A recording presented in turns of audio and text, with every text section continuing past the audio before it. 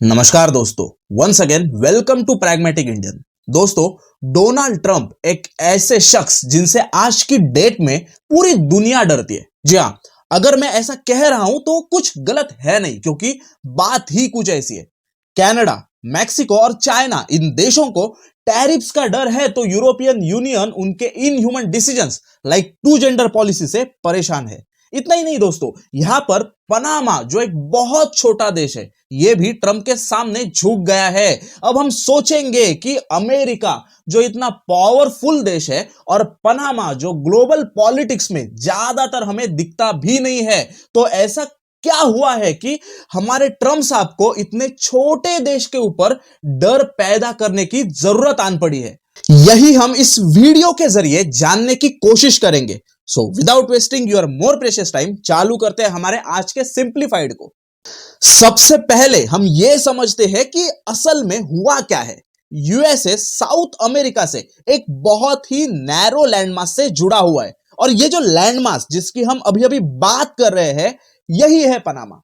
अब होता यह है कि पनामा चाइना के साथ दोस्ती बढ़ाते हुए बेल्ट एंड रोड इनिशिएटिव, या फिर जिसे हम शॉर्ट में बीआरआई बोलते हैं, इस बीआरआई को ज्वाइन करता है, और इसी के चलते पनामा कैनल जो है ये चाइना के हवाले करता है।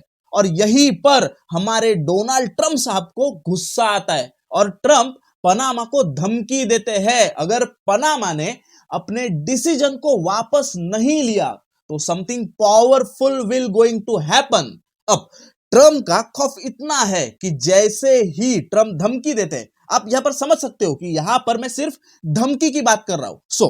जैसे ही ट्रंप धमकी देते हैं, इसके तुरंत बाद पनामा ये बोलना चालू करता है कि वो इस एग्रीमेंट को वापस लेंगे। मतलब आप समझ सकते हो कि ट्रंप को क्यों इतना डेंजरस लीडर माना जा रहा है। लेकिन सवाल तो ये बनता है ना कि पनामा एक तो छोटा सा देश है, और इसमें भी पनामा कैनल जो बहुत ही नैरो पास है, तो क्यों हमारे ट्रंप साहब पनामा को लेकर इतना इनसिक्योर फील कर रहे हैं। तो चलो जानते हैं।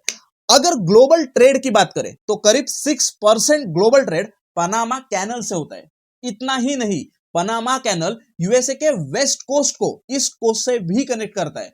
इसका मतलब अगर शिप पनामा कैनल से ट्रैवल करती है तो सिर्फ 8370 किलोमीटर का डिस्टेंस शिप को कवर करना होगा, कंसीडरिंग शिप न्यूयॉर्क से सैन फ्रांसिस्को जा रही है। इसी जर्नी को अगर पनामा कैनल छोड़ के कवर करना हो तो पूरे साउथ अमेरिका को घूम के शिप को ट्रैवल करना पड़ता है, जो करीब 22,500 किलोमीटर का डिस्टेंस बनाती है।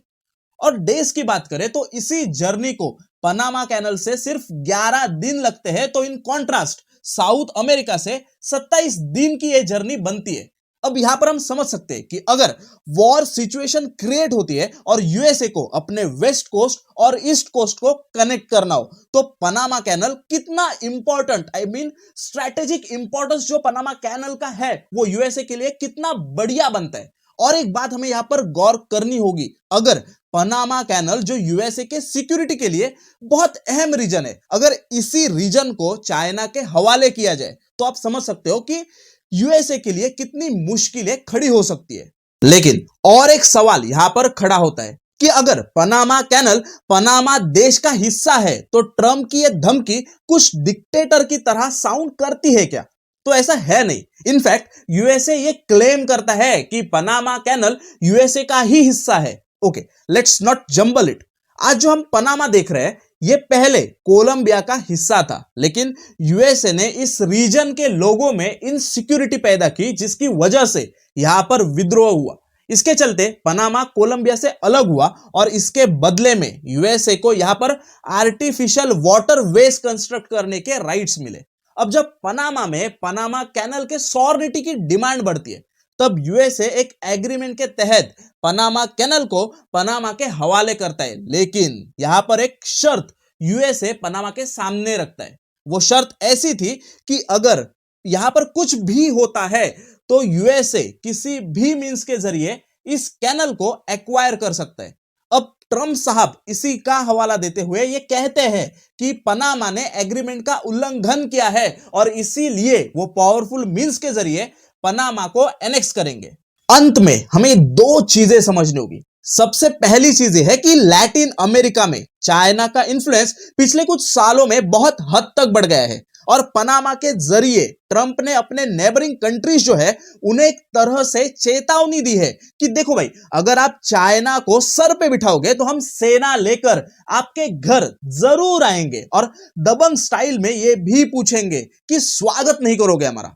इन शॉर्ट, ट्रंप की ये मूव यूएसए और चाइना के बीच कोल्ड वॉर की सिचुएशन भी क्रिएट कर सकती है। दूसरी बात जो हमें समझनी होगी वो है कि भारत की अगर हम बात करें तो हमें पता है कि इंडियन ओशन में भी चाइना भारत को कंटेन करने की बहुत सारी कोशिशें कर रहा है। फिर इसमें एलएसी के ऊपर इंस्टेबिलिटी हो या फिर पाकिस्तान कार्ड हो, इसके बाद म्यांमार, बांग्लादेश, श्रीलंका और मालदीव्स, इन सारे कंट्रीज में एंटी इंडियन सेंटिमेंट्स को जनरेट करना हो, ये सारी हरकतें भारत के सिक्योरिटी के लिए भी बहुत डेंजरस है। तो क्या भारत को भी यहां पर कुछ स्ट्रिक्ट स्टांस लेने की जरूरत है? आप इस पर क्या सोचते हो? आप अपनी क्या राय इस मुद्दे पर रखते हो? कमेंट करके जरूर बताना। तो यही था हमारा आज का सिंप्लीफाइड। आपको कैसा लगा कमेंट सेक्शन में हमें जरूर बताना और ऐसे ही इंटरेस्टिंग वीडियोस को देखने के लिए हमारे प्रैग्मेटिक इंडियन को जल्द से जल्द सब्सक्राइब करना। तो मिलते हैं अगले सिंप्लीफाइड में।